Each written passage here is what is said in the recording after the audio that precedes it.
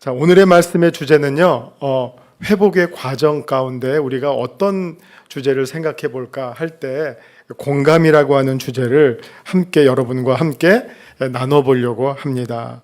오늘 본문 말씀처럼 즐거워하는 자들과 함께 즐거워하고 우는 자들과 함께 우는 것, 이것을 우리가 공감이라고 표현할 수 있을 것이죠.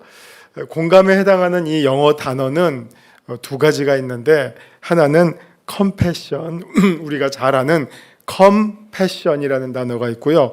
또 하나는 sympathy라고 하는 두 단어가 있습니다. 뜻은 같은데 이 기원은 조금 달라요. 그래서 compassion은 라틴어의 기원을 가지고 있고 sympathy는 헬라어의 기원을 가지고 있습니다. 앞에 이제 접두어가 다 함께라고 하는 뜻을 갖고 있는 com 내지는 sim이고요. 그 다음에 이 passion 혹은 라틴어로는 파시오고요. 헬라어로는 파토스 해서 다 이 마음, 심정을 가리키는 그런 뜻을 가지고 있습니다. 독일어로는 이 공감을 mitleid라고 해요. mitleid 하는 이 뜻은 mit은 함께고요. 역시 light라고 하는 말은 아프다라는 뜻이에요. 그러니까 함께 아파해 주는 것, 이것을 역시 공감이라고, 동정이라고 표현합니다. 갑자기 이 순간 초코파이가 생각이 납니다. 저 어느 순간에 보니까 거기에 정자가 붙어 있더라고요. 그래서 저게 왜 정자가 저기 붙어 있을까? 아마 사람들의 마음을 사게 된 정말 대한민국 대표하는 아이템이 됐다는 말이 아니겠는가 하는 생각을 해봅니다. 본문이 등장하고 있는 우리 이 로마서 12장 15절은 특별한 의미가 있는 곳입니다. 로마서는 전체 15장 가운데 그 16장 가운데 11장까지는 중요한 교리들이 창조서부터 그 타락 그리고 구원에 이르기까지 쭉 소개가 되고요. 12장부터는 그리스도인의 삶, 윤리가 소개가 됩니다. 이걸 또 다른 측면으로 말하면 12장부터는 구원받은 삶을 우리가 어떻게 감사로 응답하겠는가. 그래서 조금 전문적인 용어로 말씀드리면 하이델베르크 요리문답은 특별히 로마서의 체계를 따라가면서 감사의 삶으로 그리스도인의 삶을 소개해주고 있는데, 그 전기가 되는 것이 로마서 12장이 되겠습니다.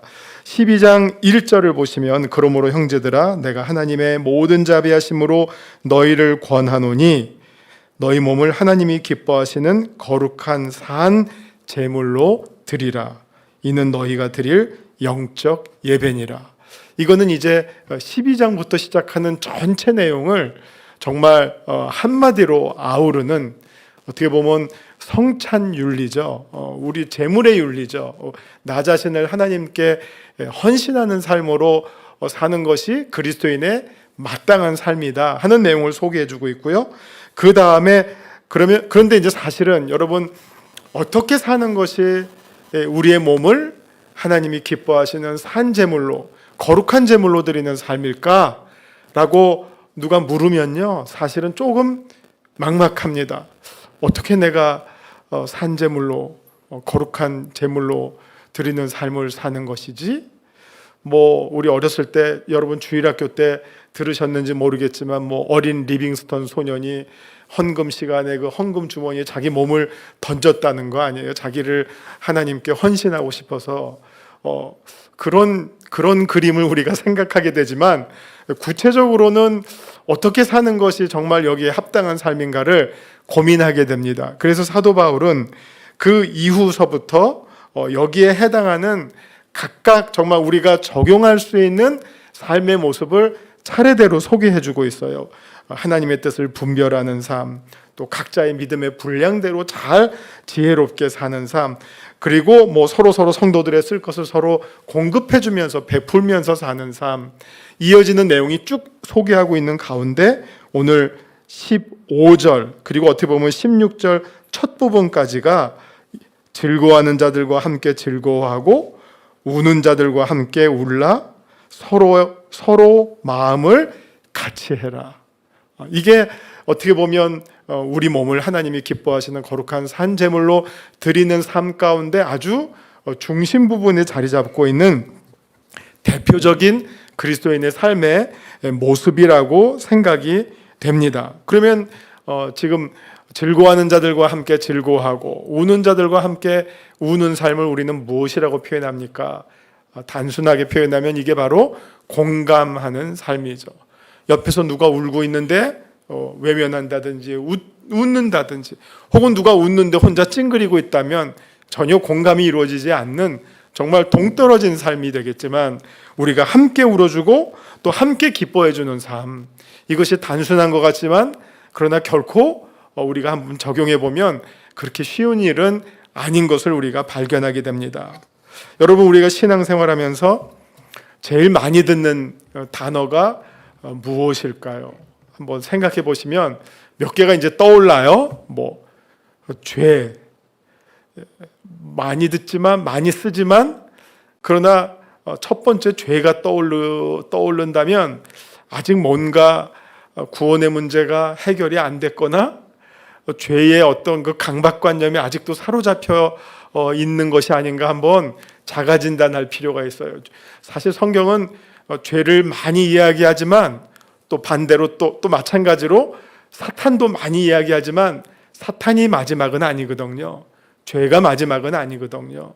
우리가 어저께 나눈 것처럼 죄 다음에 용서를 말하기 위해서 죄를 말하는 것이고 하나님을 말하기 위해서 사탄을 말하는 것이지, 우리가 만약 죄와 사탄에 머물러 있다면 아직 구원이 그 사람에게 구체적으로 아니면 완전하게 임하지 않은 미숙한 상태라고 말씀드릴 수 있겠습니다. 우리가 신앙생활하면서 가장 많이 쓰는 단어가 무엇이냐 하면 아마도 믿음이라고 하는 단어일 거라고 생각이 됩니다. 아무개 집사님은 믿음이 참 좋은 것 같아. 우리가 이런 말 많이 하죠. 우리가 기도할 때 주님 제게 더 큰 믿음을 주시옵소서, 이렇게 또 기도합니다. 여러분, 이렇게 우리에게 익숙한 믿음이라고 하는 단어가, 믿음이라고 하는 개념이 과연 무엇입니까? 성경 공부 잘하시는 분은 기계적으로 히브리서 11장이 딱 떠오를지 모르겠어요. 보지 못하고 믿는 거, 우리가 하여튼 이런 거를 믿음이라고 생각하실 수 있을 것 같아요. 증거 없이도 믿을 수 있는 것, 기적을 믿을 수 있는 것, 물론 믿음이라고 말할 수 있죠. 부활을 믿고 동정녀 탄생을 믿고 천국과 지옥을 믿는 것, 대표적인 우리의 믿음의 대상이기도 합니다. 그러나 이런 내용을 물론 우리가 믿지만 그것보다도 더 중요한 믿음의 내용이 있다고 우리가 한번 생각해 볼 필요가 있습니다. 그러면 그것보다 더 중요한 것이 무엇일까요? 그래서 저는 오늘 공감의 관점에서 믿음을 한번 풀어보려고 합니다. 믿음이 무엇이냐고 물으신다면, 우리 옛날에 무슨 사랑이 무엇이냐고 물으신다면 눈물에, 우리는 그 어떤 이 레토릭에 너무 익숙해 있는데, 믿음이 무엇이냐고 물으신다면 저는 믿음은 하나님의 마음과 공감하는 것이다 라고 설명하고 싶습니다. 하나님의 마음과 공감하는 것, 그것이 믿음의 가장 중요한 실체라고 생각합니다. 우리가 어떤 사물을 바라볼 때 하나님의 눈으로 바라보는 거예요. 우리가 누구를 대할 때, 어떤 사람을 대할 때 주님의 마음으로 대하는 겁니다. 우리가 어떤 일을 처리할 때도 하나님의 방식대로 처리하는 것, 이것이 성숙하고 온전한 믿음이라고 말할 수 있겠죠. 그렇다면 정말 이 모든 바라보고 대하고 처리하고 하는 이 모든 것 가운데 하나님의 마음과 공감하면서 내가 이 일들을 맞이한다면 그것이 믿음의 가장 온전한 모습이라고 생각이 됩니다. 하나님이 눈물을 흘리실 때 우리도 마땅히 울어야 되지 않겠습니까? 하나님이 기뻐하신다면 우리도 덩달아 기뻐해야 하는 것 아니겠을까요? 이것이 바로 믿음이죠. 하나님과 만약 나의 마음이 따로 논다면 내가 아무리 성경의 많은 기적과 같은 내용을 믿고 고백하고 힘주어서 역설한다 하더라도 내가 가지고 있는 믿음은 결코 진정한 믿음이라고 말할 수 없을 것입니다. 그렇기 때문에 믿음은 하나님과 공감하는 능력이라고 말할 수 있습니다. 그래서 성경에 나오는 여러 사람들이 있는데 어떤 사람을 정말 가장 최고로 인정해 줄 때 어떤 표현을 쓰냐면은 누구는 하나님과 동행했더라 라고 소개합니다. 창세기 6장에 나오는 노아가 바로 그랬습니다. 노아는 여호와께 은혜를 입었더라. 그리고 설명하기를 노아는 의인이요 당대의 완전한 자라. 그는 하나님과 동행하였으며. 노아를 설명할 때 일련의 쭉 어떤 요소들이 나오지만 마지막에 하나님과 동행한 사람으로 나옵니다. 유다 역사상 가장 또 선한 왕으로 인정받는 히스기야 왕, 제가 어저께도 소개해드렸죠.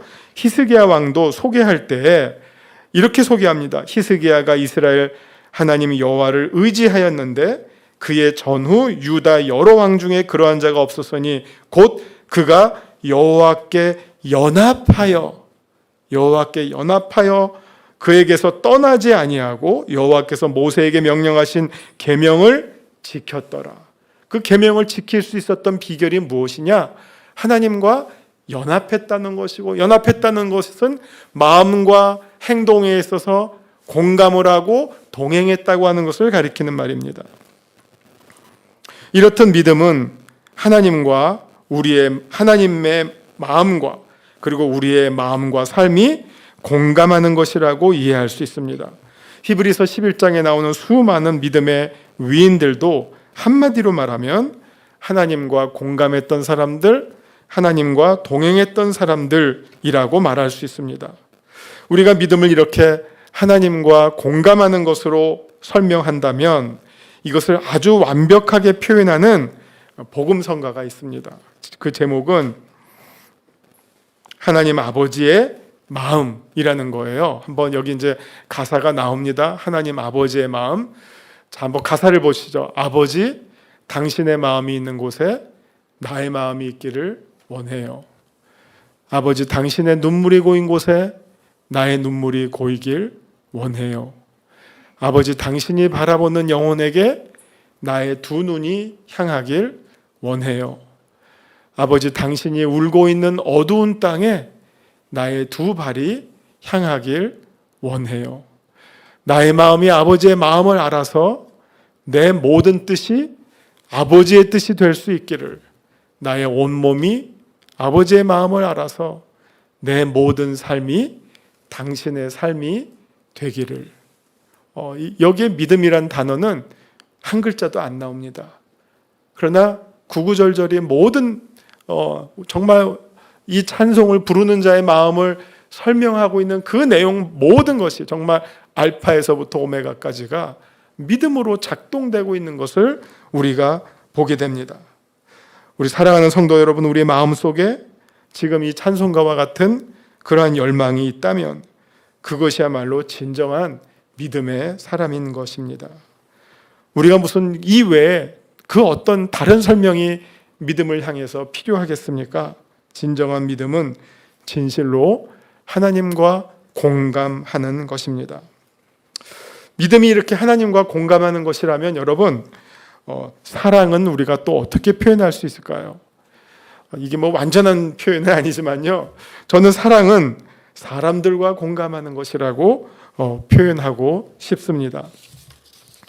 본문에서 바울이 말씀하고 있는 것처럼 우는 자들과 함께 울고 즐거워하는 자들과 함께 즐거워할 수 있는 능력, 그것이 바로 사랑의 참 모습입니다. 사랑의 정체는 그 대상과 진정으로 내 마음이 공감하는 것입니다. 하나님이 세상을 이처럼 사랑하사 독생자를 주셨으니, 요한복음 3장 16절, 여러분 잘 아시는 말씀이죠? 하나님이 이 세상을 사랑하셨기 때문에 하나님께서 하신 행동이 무엇입니까? 아들을 우리와 같은 모습으로 우리에게 보내주셨어요. 하나님이 우리와 같아지시는 행동이, 같아지시는 사건이 하나님의 이 우리를 구원하시기 위한 사랑의 표현으로 등장하게 되었다는 것입니다. 이걸 우리가 성육신이라고 하죠. 성육신은 무엇입니까? 하나님이 우리와 같은 인간이 되셨다는 말인데, 이 성육신이라고 하는 이 단어야말로 하나님이 인간과 깊이 완전하게 공감해 주신 사건인 것입니다. 여기에 대해서 또 하나 중요한 말씀은 히브리서 4장 15절 16절을 보시면 우리와 같아지신 분께서 또 우리를 향해서 어떻게 반응을 하셨냐면요, 히브리서 4장 15절 16절 우리에게 있는 대제사장은 우리의 연약함을 동정하지 못하실 이가 아니요 모든 일에 우리와 똑같이 시험을 받으신 이로되 죄는 없으시니라. 그러므로 우리는 긍휼하심을 받고 때를 따라 돕는 은혜를 얻기 위하여 은혜의 보좌 앞에 담대히 나아갈 것이니라. 저는 이것도 역시 아주 복음의 아주 깊은 표현이라고 생각합니다. 우리가 믿는 하나님이, 우리가 믿는 신이 우리와 같아지실 뿐만 아니라 우리가 겪는 똑같은 고통을 겪으셨다는 거예요. 여러분, 우리가 살면서 고통을 겪지 않는 사람은 한 사람도 없죠. 사실 저마다 모든 사람이 다 각자의 수많은 고난의 문제들을 다 가지고 있습니다. 그런데 만약 우리가 믿는 이 기독교가 그 고난의 문제에 있어서 정말 우리가 믿는 하나님과 고난이 전혀 상관이 없어요. 그러면 우리가 무슨 말밖에 못합니까? 죄가 많아서 고난받는 거야. 이 하나의 원칙밖에 없어요. 그런데 예수님이 우리와 똑같은 몸으로 오셨을 뿐만 아니라 우리가 당하는 수많은 고난들을 예수님께서 몸소 당해 주셨기 때문에 예수님은 누구보다도 우리가 당하는 그 고난의 깊이와 아픔을 공감하실 수가 있어요. 그래서 고난당하는 자를 예수님은 위로해 주실 수가 있고 공감해 주실 수가 있다는 거죠. 저주하거나 정죄하시는 것이 아니라 우리가 당하는 그 고난의 깊이와 아픔을 같이 느껴주실 수 있다고 하는 이 사실, 정말 우리가 우리의 주님으로 고백하는 우리의 예수 그리스도 하나님 아버지가 이런 고난의 문제 우리 안에 깊이 개입되셨다고 하는 이 사실은 정말 복음 가운데서도 가장 아름다운 비밀이라고 말씀드릴 수 있겠습니다. 이 세상의 어느 종교가 인간을 위해서 고난당한 신을 말하고 있습니까? 대부분의 종교는 내가 죄를 지어서 고난당한다라고만 말할 뿐입니다. 인과응보라고만 말할 뿐입니다. 그러나 기독교는 하나님이 우리와 같아지신 것뿐만 아니라 우리와 똑같이 고난당하시기 때문에 우리는 주님께서 우리의 고통을 잘 헤아려 주신다는 믿음을 가질 수 있게 됩니다. 여러분, 똑같은 아픔을 갖고 있는 사람보다 더 큰 위로를 줄 수 있는 사람이 없어요. 그렇기 때문에 우리의 아픔을 주님께 있는 그대로 고백하고 주님께 가져갈 수 있는 용기를 우리가 얻게 된다는 것입니다. 인간을 향한 하나님의 사랑이 인간과 공감하는 것이라고 보여주신 것처럼 우리 인간 사이에서도 사랑은 언제나 공감을 통해 이루어집니다. 우리가 입으로 사랑한다고 하면서 공감하는 마음이나 행동이 없다면 이것을 우리는 진정한 사랑이라고 말할 수 없습니다. 여러분, 공감이 없는 사랑은 무엇일까요? 폭력입니다. 스토킹이라는 말 있죠? 스토킹 그 당사자에게 한번 물어보세요. 얼마나 사랑하냐? 초인적 사랑입니다. 왜 초인적이라고 하는지 아시겠죠? 쫓아다니는 행동, 얼마만큼 쫓아다녀요? 담 넘고 24시간 대기하고 상상 초월이에요. 그 사랑의 크기를 한번 생각해 보세요. 아마 죽으라면 죽는 신용까지 할 정도로 이 스토킹의 위력은 감당할 수가 없어요. 그러나 그것이 사랑입니까? 그 대상자는 기뻐할까요? 나를 이렇게 사랑하는 사람이 있구나, 감동받을까요? 두렵죠. 왜 그렇습니까? 거기에는 공감이 없어요. 아주 강력한 일방적 행위죠. 그래서 그것은 폭력이라는 것이죠. 사랑이 아니라 사랑으로 착각하고 있는 폭력이라고 하는 것입니다. 사랑은 왜 오래 참는다는 말로 시작했겠어요? 왜 참아야 되죠? 자기 중심이 아니라 나를 죽여야지 사랑이 되는 거예요. 내가 참아야지 사랑이 되는 거예요. 막 내 것을 분출하는 것, 스토커처럼 분출하는 것이 사랑이 아니라 상대방을 위해서 나를 죽이는 것이 사랑이라고 하는 것이죠. 죽이기 위해서 먼저 무엇이 이루어집니까? 공감이 이루어지죠. 상대방의 마음을 내 생각대로 맞추려고 강요한다면 그것은 절대 사랑이 될 수 없는, 공감이 없는 폭력이 되고 말 것입니다. 우리가 복음서를 보시면 예수님께서 수많은 병자들을 고쳐주십니다. 근데 여러분 한번 주목을 해서 한번 잘 관찰해 보세요. 예수님께서 병자들을 고쳐주실 때 자주 등장하는 표현이 있습니다. 뭐냐면요, 예수님이 전지전능해서 그냥 단칼에 끝냈다, 이런 식의 표현이 아니에요. 어떤 식의 표현이 나오냐면은 예수님께서 언제나 병자들을, 상대방을 대하실 때마다 불쌍히 여기셨다는 표현이 등장합니다. 불쌍히 여기셨다. 이 말은 예수님께서 그 병자를 보실 때마다 먼저 깊이 공감하셨다라는 말씀입니다. 마가복음 1장 41절에 문둥병자를 고쳐주십니다.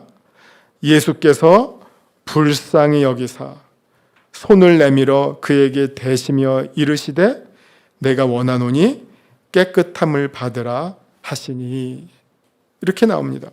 시작을 뭐라고 하죠? 예수께서 불쌍히 여기사, 불쌍히 여기사. 그리고 그 다음에 하신 행동은 손을 내밀어예요. 손을 내밀어 그에게 대심해.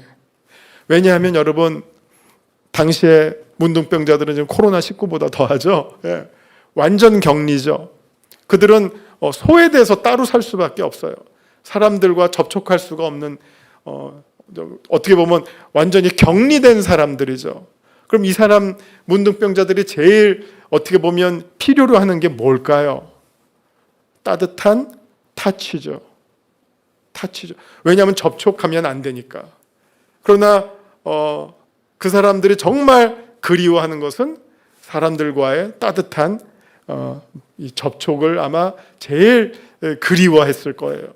예수님은 문둥병자를 손에 대는 행위는 부정한 행위입니다. 그럼에도 불구하고 예수님은 불쌍히 여겨서 의도적으로 손을 대어주셨죠. 이건 뭐냐? 너는 나에게 있어서 격리의 대상이 아니라 만남의 대상이다. 접촉의 대상이다. 공감의 대상이다. 하는 것을 보여주셨던 것입니다.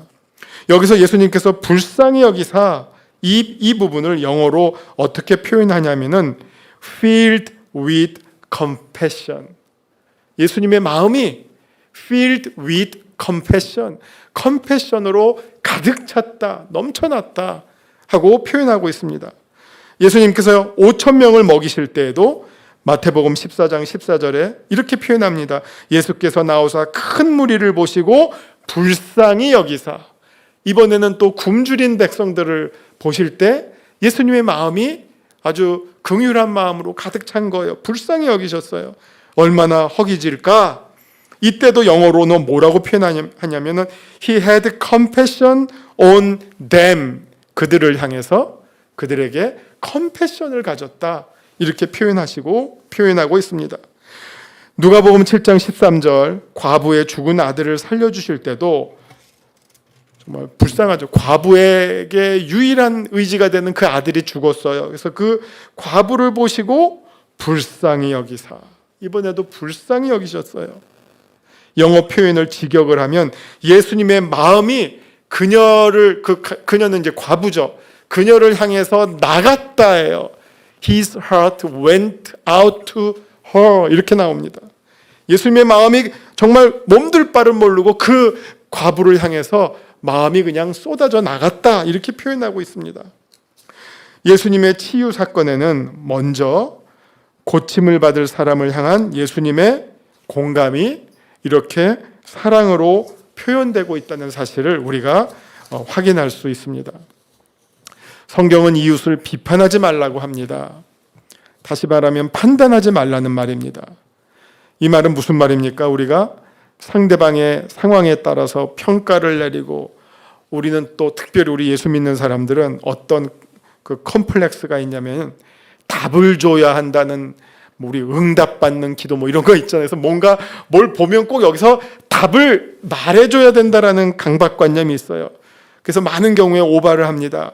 그래서 정죄를 해요. 너 네 죄 때문이야. 뭐 이런 걸 하다든지, 이게 하나님의 심판이야. 뭐 더 기도 많이 하라는 뜻이야. 이게 어찌 기도를 하게끔 하는 말이 아니라 어떤 저주하는 방식으로 이런 어떤 답변들이 쏟아집니다. 그렇기 때문에 성경은 우리로 하여금 비판하지 말라는 말입니다. 요즘 우리 사회에서 자주 언급되는 별로 좋지 않은 단어가 있는데, 뭐 통하는 말이죠. 뭐 꼰대라는 말과 지적질하는 거. 아마 성경에서 비판하지 말라 하는 말씀이 바로 오늘 우리에게 적용한다면 지적질하지 말라라는 말일 것입니다. 자, 예수님은 가늠하다 잡혀온 여인에게 어떻게 말씀하셨습니까? 이 못된 XX 아무개야, 뭐 이렇게 꾸짖거나 혼내주시지를 않았어요. 뭐라고 말씀하십니까? 나도 너를 정죄하지 아니하노라. 나도 너를 정죄하지 아니하노라. 예수님이 그 여인을 향해서 나타내신 말씀은 정죄 대신 공감해 주시는 말씀입니다. 오해하지 마세요. 이 간음을 합리화해 주셔, 용인해 주셨다는 게 아니에요. 그 여인을 향해서 예수님이 이번에도 불쌍히 여기신 것을 우리가 보게 됩니다. 우리가 이웃을 향해서 그리스도인이 가져야 할 아주 기본적인 자세는 정죄나 비판이 아니라 공감이고, 불쌍히 여기는 일이고, 측은히 여기는 일입니다. 이런 마음이 생겨날 때 우리는 비로소 온전히 우리의 이웃을 사랑할 수 있게 됩니다. 여러분, 길 잃어버린 한 마리의 양을 바라볼 때 예수님은 그 잃어버린 양의 처지에서 그 양을 찾아 나섰던 것이죠. 남아있는 99마리의 양의 입장에서 예수님이 생각하셨다면 뭐 하나쯤 버려도 되지, 이렇게 아마 그냥 넘겨버리셨을 거예요. 그러나 예수님의 마음은 잃어버린, 정말 다시 무리를 찾아서 생존을 위해서 정말 무리를 찾아가는 그 절박한 한 마리의 양의 마음을 목자로서 느끼시면서 그 양을 찾아 나가셨다는 거죠. 이번에도 아마 went out이잖아요. His heart went out. 그렇죠? 그 양 한 마리를 향해서 예수님의 마음이 쏟아져 나갔다는 것입니다. 그렇기 때문에 정말 예수님 당시에 제일 중요한, 제일 엄격하고 제일 따지기 쉬웠던 안식일 율법은 예수님에게는 생명이 중요하냐 율법이 중요하냐, 이 논쟁에서 안식일 율법은 전혀 문제가 되지 않았던 것입니다. 우리가 잘 보면 어떻게 예수님은 뭐 오해를 하면 노시다가 안식일 날만 이런 행동을 일부러 프로보크하려고 하신 것 같은 느낌이 들 정도로 예수님은 의도적으로, 어떻게 보면 논쟁적으로 무엇이 더 중요한가, 생명이 더 중요하고 사람이 더 중요하다, 이 예수님의 이 마음을 보여주셨다라고 생각됩니다. 유대인들은 어떻게 보면 법을 생각했지만 예수님은 공경에 처한 한 사람의 영혼을 바라보시고 그들과 함께 하셨다는 것을 보게 됩니다. 여러분, 욥의 친구들이 욥에게 던졌던 수많은 아주 그럴듯한 말들은 다 정죄의 말이지 어느 누구도 공감의 말을 주지 아니했습니다. 억지로 답을 주려 하기보다는 정말 우리가 할 수 있는 가장 건강한 모습은 함께 울어주고 함께 즐거워해 주는 것, 이것이 공감이고 이것이 그리스도인이 표현해 줄 수 있는 가장 아름다운 사랑의 모습입니다. 슬플 때 같이 눈물을 흘려주는 이 눈물은 100마디의 말보다 더 큰 위로를 줍니다. 굳이 말이 필요 없고요.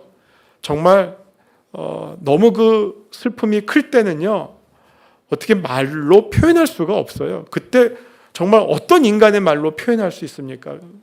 정말 어떻게 보면 그거를 위로해 주겠다고 억지로 이 문장을 만들다가 오히려 더 큰 상처를 줘요. 그때는 그냥 차라리 눈 바라보고 손 꼭 쥐어주고 같이 울어주는 것, 이거보다 더 큰 위로는 없는 것이죠. 반대로 누가 정말 즐거운 일, 기쁜 일을 맞이했을 때 마음껏 기뻐해 주는 것, 이거보다 더 큰 축하도 없습니다. 그래서 사도 바울은 고린도후서 11장 29절에서 누가 약하면 내가 약하지 아니하며 누가 실족하면 내가 애타지 아니하더냐. 이게 사도 바울의 그 고린도 교회 성도들을 향한 그 공감의 마음이 아주 잘 표현됐습니다. 누가 약하면 내가 약하지 아니했느냐, 누가 실족하면 내 마음이 애간장이 타지 않았느냐. 정말 목자로서의 그 교인들을 향한 사도 바울의 마음을 우리가 잘 볼 수 있게 됩니다. 여러분, 제가 있는 학교에 몇몇 교수님들을 잘 아시죠? 여기 자주 오셔서. 저 직전에 오신 분이 누구세요? 이한영 교수님 오셨죠? 창세기 공부 5번 잘 들으셨어요? 사실은 제가 우리 예고편 찍을 때 그걸 5개를 다 들으신 분만 들으시라 그러면 너무 좀 엄격하고, 그거 꼭 듣고 한번 오십시오 하고 싶었는데 갑자기 찍는 바람에 그 멘트를 놓치고 말았어요. 워낙 이런 말 해도 될지 모르지만 저한테는 그 아내가 몇 사람 있는데 이 이한영 교수님도 저의 몇 번째 아내 가운데 하나입니다. 그래가지고 정말 자기 얘기를 시시콜콜이 그냥 아주 편하게 해요, 정말. 그런데 이제 제가 들은 가족 얘기 가운데 참 아름다운 얘기가 있어서 제가 한번 전해보려고 합니다. 지금은 이제 부모님들이 못 오세요. 우리 이한영 교수님은 여기 계시고 부모님은 미국에 아주 일찍이 브라질로 이민 가셨다가 또 미국으로 또 건너가셔서 미국에 계셔요. 지금도 다 90 중반을 지금 이렇게 수를 살고 계세요. 어머님, 아버님이 다 생존해 계시고. 그래서 몇 년 전까지만 해도 이렇게 부모님 미국에 계시고 또 자기 여기 있으니까 여름방학 때마다 꼭 초청을 했어요. 1년에 한 번씩. 그래서 승합차를 대절을 해서 어머니, 아버지 그리고 장인, 장모님을 같이 모시고 여행을 다녔어요. 아주 정말 그거보다 더 좋은 사돈지간은 없겠죠. 예. 양쪽 부모를 다 모시고 여행을 다니는데, 이제 여행을 하면 이제 짜는 거예요. 어디를 내가 이번 여름에는 어디를 다녀야 되겠다. 그럼 우리는 지금 어디 간다 하면 딱 뭘부터 찾죠? 맛집들 찾잖아요. 그럼 내가 어디 갔을 때는 어느 맛집에서 점심 먹고 그다음 저녁은 어디서 먹고 코스 어떻게 잡고 이렇게 쫙 그리고서 이제 모시고 여행을 쫙 가서 이제 점심때가 됐어요. 그래서 목표한 지점을 쭉 찾아가는데 우리 이한영 교수님의 어머님은 평생을 아주 헌신적인 사모님으로 사셨어요. 그래서 별로 자기 주장을 세게 안 하시는 분이세요. 그냥 조용히 기도하시기만 하고 그냥 남편 목사님만 잘 순종하시면서 따라다니시는 분이고, 아들한테도 이래라 저래라 말씀하시는 법이 없으신 분이에요. 근데 이제 막 여행을 갈 때 점심때 되는데 이렇게 쫙 보시다가 얘야 잠깐 우리 저 집 가자 그렇게 하신대요. 그래서 갑자기 어머니가 말씀하시니까 눈이 휘둥그레져서 어느 집 가자고 하시나 하고 이렇게 딱 보면 어떤 집일까요? 맞아요. 주차장에 그냥 차가 넘쳐나서 막 이 어디로 들어가야 될지 이런 집이 아니라 텅텅 빈 집을 바라보시면서 우리 저 집 가자 그러신대요. 아이 어머니 이제 우리가 좀 맛있는 집 다 찾아놓고 이제 글로 갈 건데요. 그러니까 아이 우리가 무슨 뭘 한 끼 먹으면 됐지.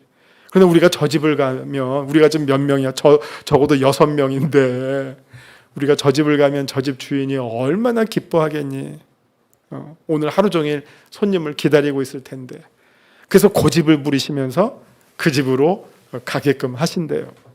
그래서 그런 마음을 우리가 이렇게 들으면 이게 참 귀한 마음이고 정말 사모님이 품을 수 있는 마음, 성숙한 그리스도인이 품을 수 있는 마음, 그런 마음이라고 생각이 됩니다. 정말 우리가 어떤 상대방을 보고 그 입장에서 한번 헤아려 본다면, 하루 종일 정말 가게 문 열어놨는데 손님 한 사람도 찾지 않을 때 그 주인의 마음이 얼마나 애타겠어요. 뭐 누구 이렇게 들어왔다가 손님 없네 하고 다시 나가는 이런 일을 몇 번을 경험했겠어요. 정말 억장이 무너지겠죠. 뭐 바지라도 잡고 싶은데 그럴 수 없는데, 우리가 일부러 찾아가 줄 수 있는 그런 마음. 뭐 이렇게도 먹고 이렇게 저렇게 먹어도 한 끼인데 뭐 얼마나 대단한 거를 먹는다고. 그러나 우리 마음이 그렇게 찾아가 준다면 우리 마음은 이미 천국이잖아요. 뭘 먹어도. 뭐 그 음식이 문제겠으냐, 그 마음을 먹고 오는데. 그래서 저는 참 우리 귀한 어머님이시구나 하는 생각을 합니다. 우리는 믿음이 성장할수록 공감의 능력이 성장함을 우리가 함께 느낄 수 있어야 합니다. 냉랭하고 무관심한 자세가 아니라 마음이 따뜻해지고 눈물이 많아지고 감동을 잘 받고 또 공감을 실천할 때 바로 우리의 믿음과 사랑이 깊어지고 자라나게 됩니다.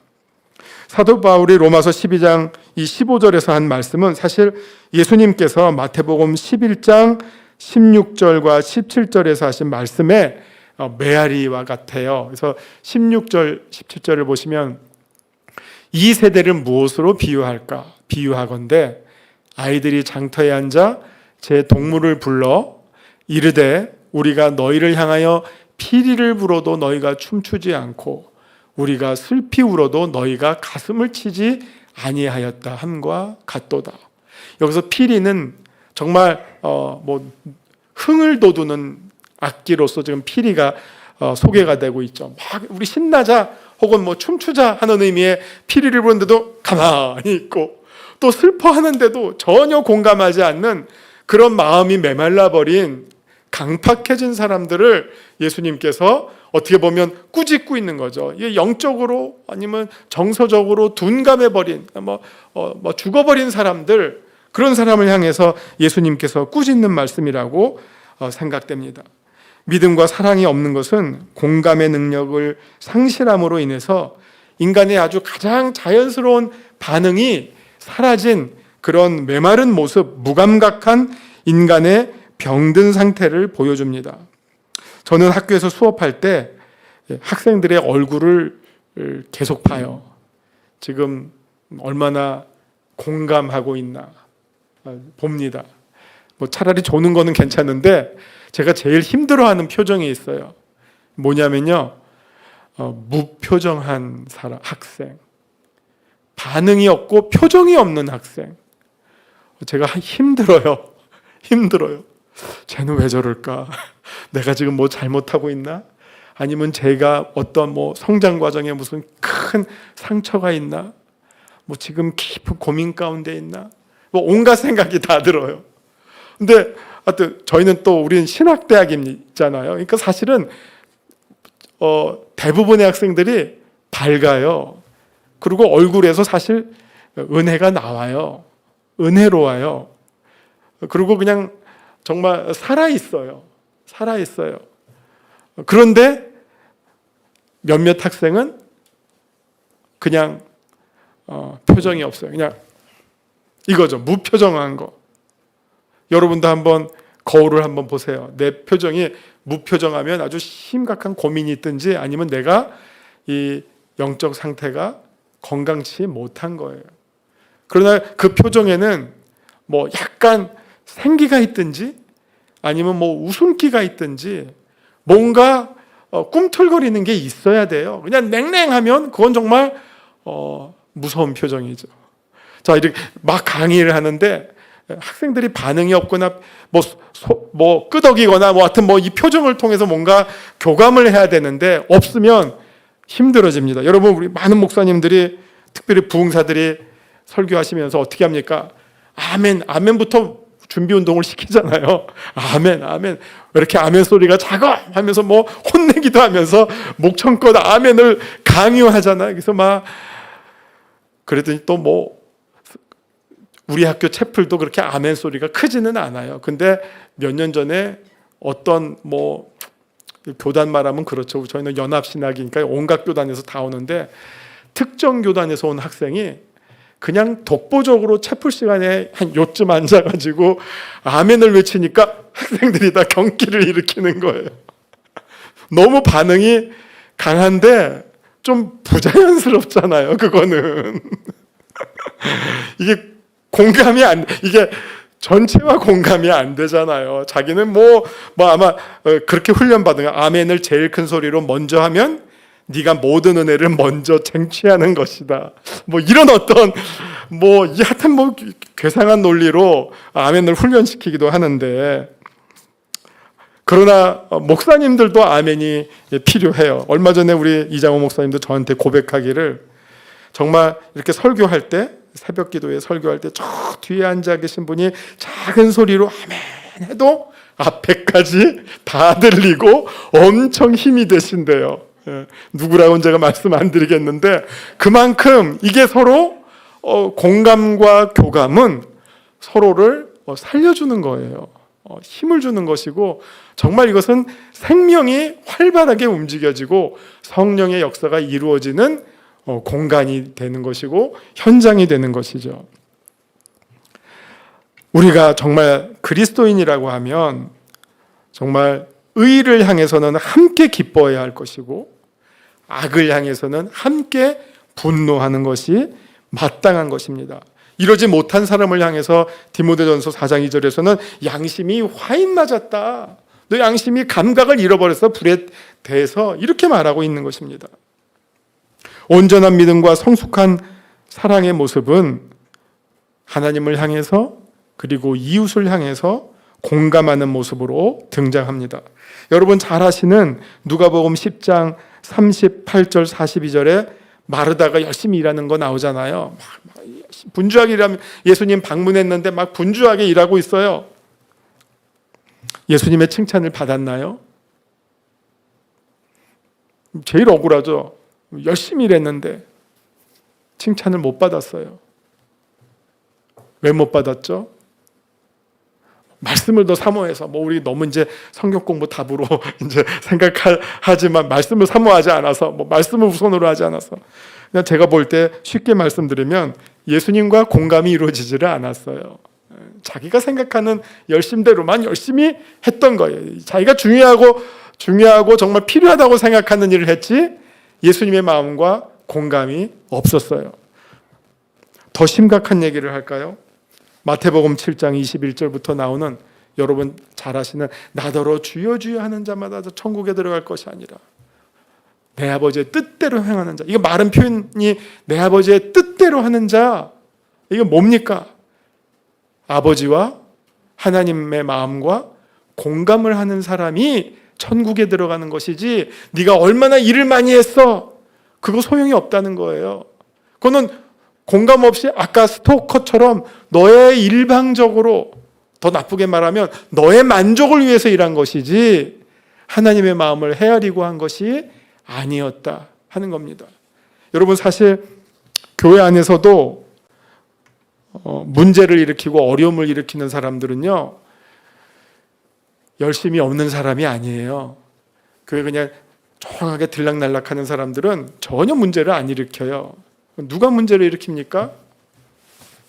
팔 걷어붙이고 교회를 혼자서 다 한다고 생각하는 사람, 내가 없으면 우리 교회 안 된다고 생각하는 사람. 좋죠.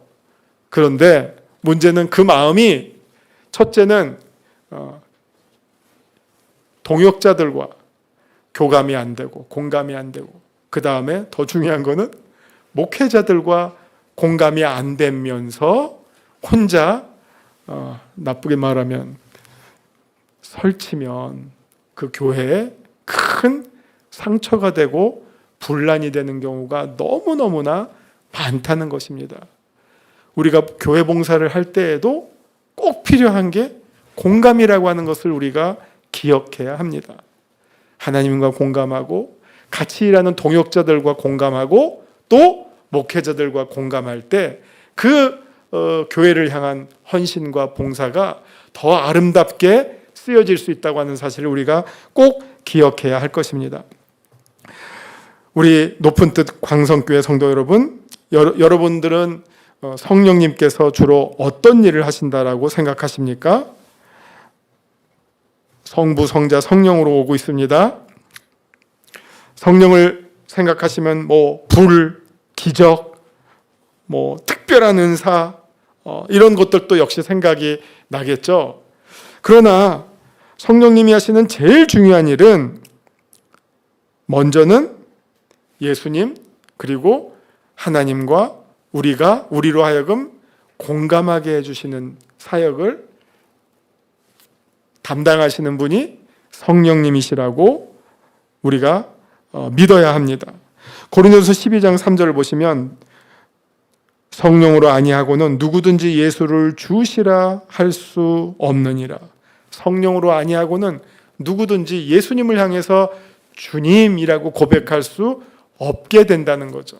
이 말은 성령님이야말로 우리로 하여금 예수님을 우리의 주로 느낄 수 있고 고백할 수 있도록 우리의 마음을 움직여 주시는 분이시다 하는 겁니다. 우리의 마음을 움직일 때 어떻게 움직여 주십니까? 감동을 통해서 움직여 주시죠. 감동.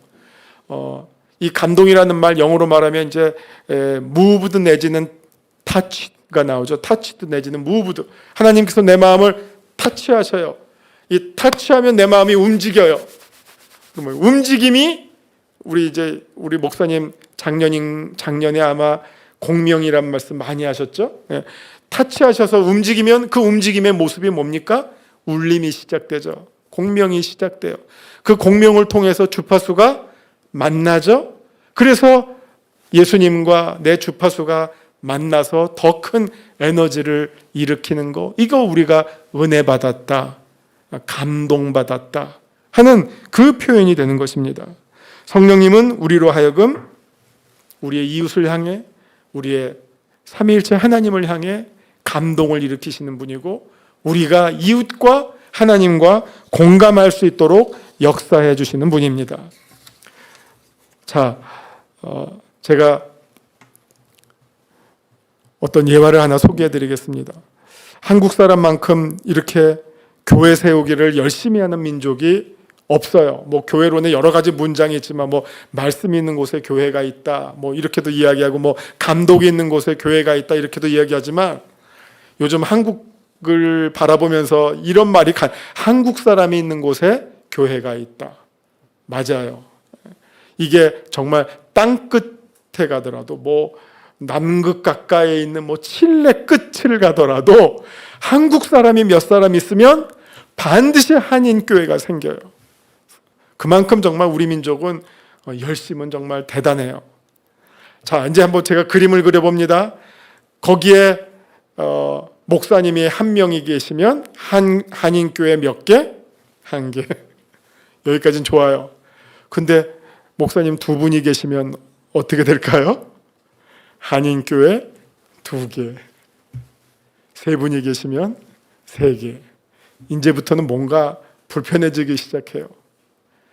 교회를 세우고 정말 모여서 같이 은혜 받고 기도하고 정말 고국을 그리워하면서 신앙생활하고, 이거 너무 좋은데, 이게 목사님 한 사람, 두 사람, 세 사람 늘어날 때마다 교회가 분열되고 이런 어떤 나뉘어지고 이런 어떤 가슴 아픈 일들을 우리가 많이 경험하게 됩니다. 특별히 이제 해외에서 이런 일들이 더 많이 일어납니다. 한인교회 어떻게 보면 그 현지에서 선교의 역사는 어떻게 보면 분열의 역사라고 해도 과언이 아니고요. 우리 선교사 어떻게 번데기 앞에서 주름 잡을 수가 없지만,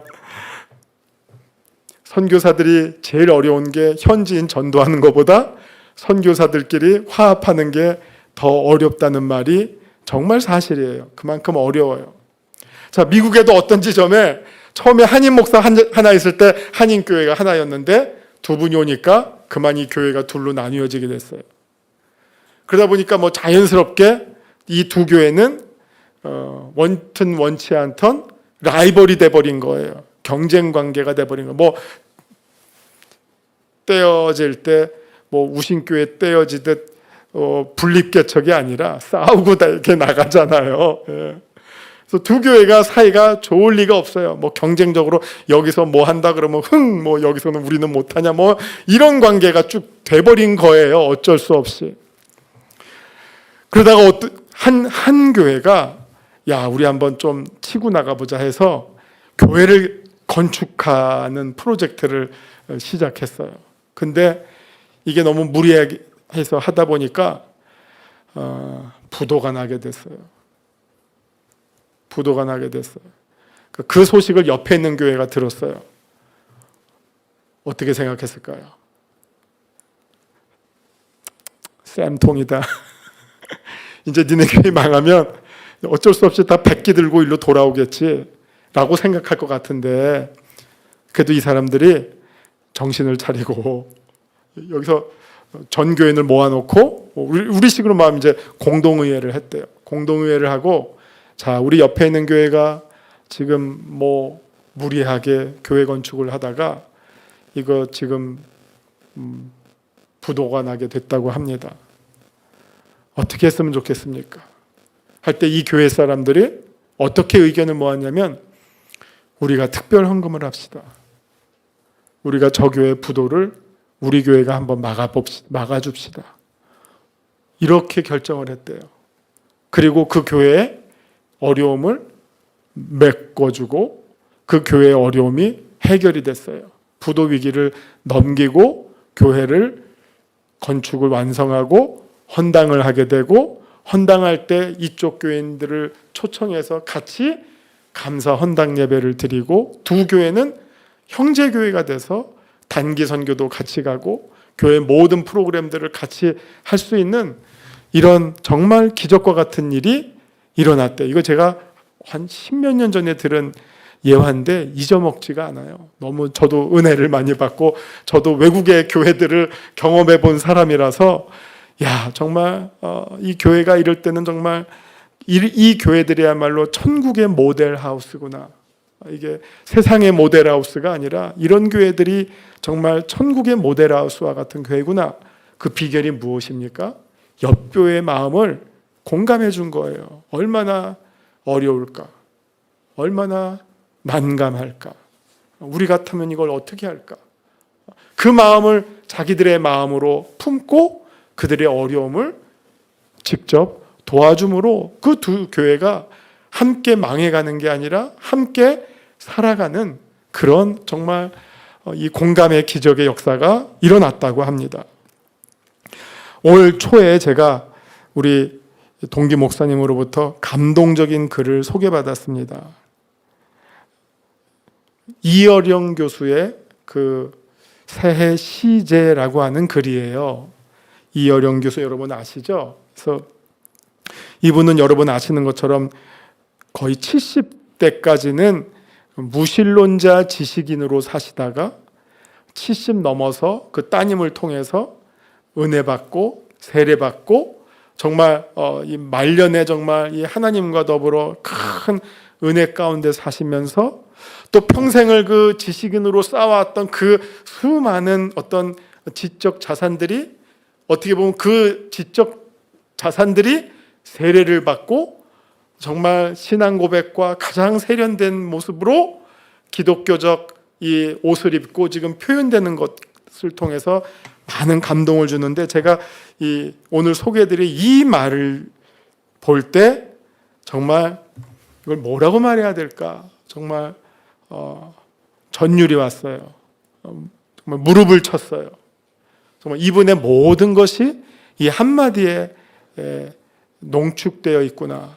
그게 뭐냐면 지금 우리에게 필요한 것은 지금 우리 대한민국 2021년도를 살아가고 있는 우리 그리스도인들 그리고 우리 대한민국 모든 국민들에게 필요한 것은 눈물 한 방울입니다 라고 했어요.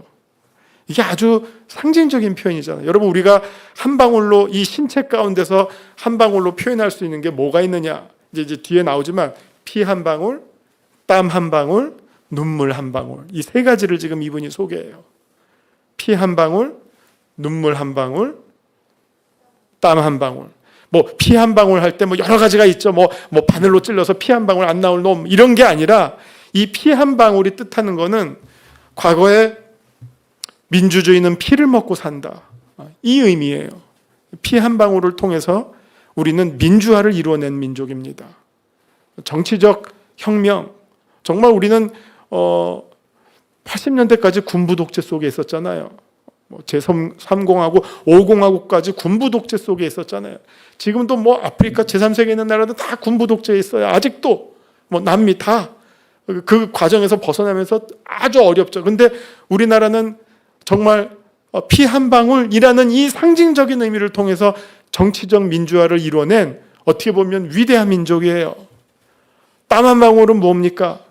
산업화예요. 이 짧은 시간에 정말 우리가 얘기하잖아요. 정말 5,000년 역사에 지금처럼 대한민국이 잘 살아본 나라 저기 언제 있습니까? 경제 규모가 세계 12위 혹은 이태리 뛰어넘었다 하니까 8위? 전 세계가 몇 나라인데 수많은 나라에서 지금 대한민국이 이 정도잖아요. 그래서 요즘 젊은 애들은 일본 봐도 피식거려요. 우리 때는 일제 물건 하나 가지면 이게 우상이었어요. 반에 일제 무슨 샤프 하나, 심지어 대학 다닐 때 워크맨 차고 다니면 그냥 정말 어깨에 힘 들어갔어요. 워크맨 하나 차고 소니 이거 갖고 다니면. 지금 일본 전자회사들 다 합쳐도 삼성 하나만 못 한대잖아요. 땀 한 방울로 산업화, 경제 성장 이뤄낸 민족이에요. 근데 지금 우리 상황은 어떻습니까? 남북 갈등, 이념 갈등, 지역 갈등, 빈부 갈등. 도무지 끝이 안 보이잖아요. 교계 갈등, 이 교계 안에도 똑같이 들어와 있잖아요. 태극기 아니면 촛불. 누가 이것을, 근데 우리 기독교인들이 여기서 어떻게 합니까? 이쪽 아니면 저쪽으로 가서 극단적으로 이거를 더 조장하고 있는 이런 현실이에요. 근데 이 80을 넘은 기독교 지성인이 무슨 얘기를 합니까? 우리에게 필요한 것이 지금은 눈물 한 방울입니다. 피 한 방울로 우리가 이뤄낼 수 있는 거 그 이상 우리 못 이뤄내고 있습니다. 땀 한 방울로 이뤄낼 수 있는 거 우리가 그 이상은 못하고 있습니다. 그 다음 우리가 무엇으로 이걸 해결할 수 있습니까?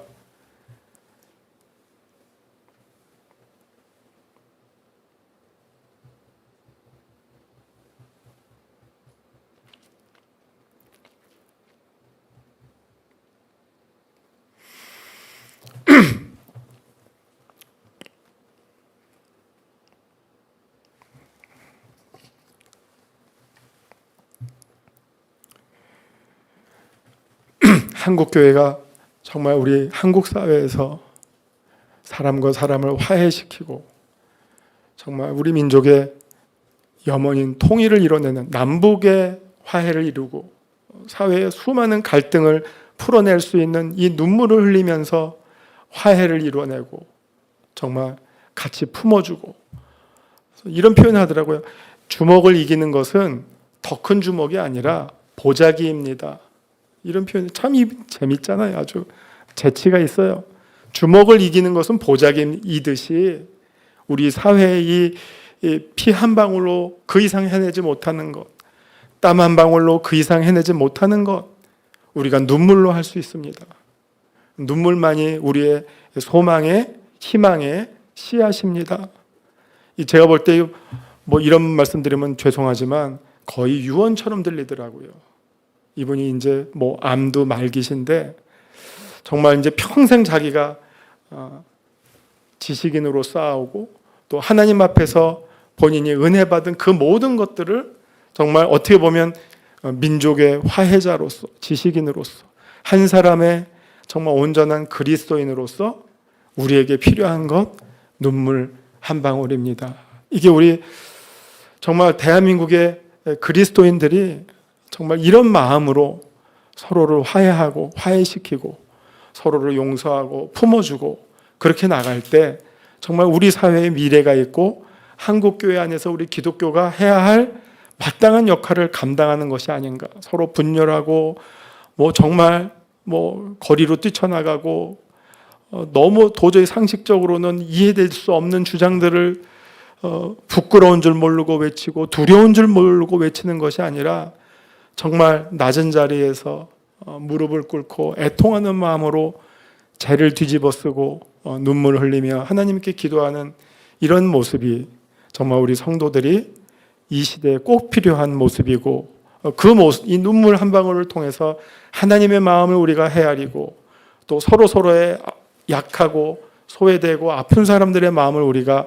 헤아린다면 우리는 정말 하나님께서 착하고 충성된 종이라고 인정해 줄 수 있는 이 땅에 살아있는 성도로 마땅히 맡겨진 일들을 잘 감당해 나갈 수 있는 그런 성도들이 될 줄 믿습니다. 오늘이 회복의 과정이었습니다. 정말 우리가 하나님 앞에 먼저 눈물로 나아가고 또 하나님의 은혜를 구하면서 민족의 화해자로서 우리 그리스도인들이 맡겨진 일들을 잘 감당해 나갈 수 있기를 주님의 이름으로 축원합니다. 기도하시겠습니다. 하나님 아버지, 우리들에게 회개의 눈물을 허락하여 주시고 용서받은 감격의 눈물을 허락해 주시고 또 회복의 감사의 눈물을 허락하여 주시옵소서. 찢기고 나뉘어진 이 땅의 사람들의 마음을 우리 성도들이 품고 그리스도의 사랑으로, 그리스도의 보혈로, 그리스도의 눈물로 싸매줄 수 있는 우리들 되게 하여 주시옵소서. 주님, 이 땅에 정말 수많은 사람들, 상처받고 어려운 사람들의 마음을 우리가 헤아려 앉게 하시고 품어나가게 하시고 그들의 마음을 공감하는 가운데 하나님의 뜻이 하늘에서 이루어진 것처럼 이 땅에서도 저희들을 통하여 이루어 주시옵소서. 예수님의 이름으로 기도합니다. 아멘.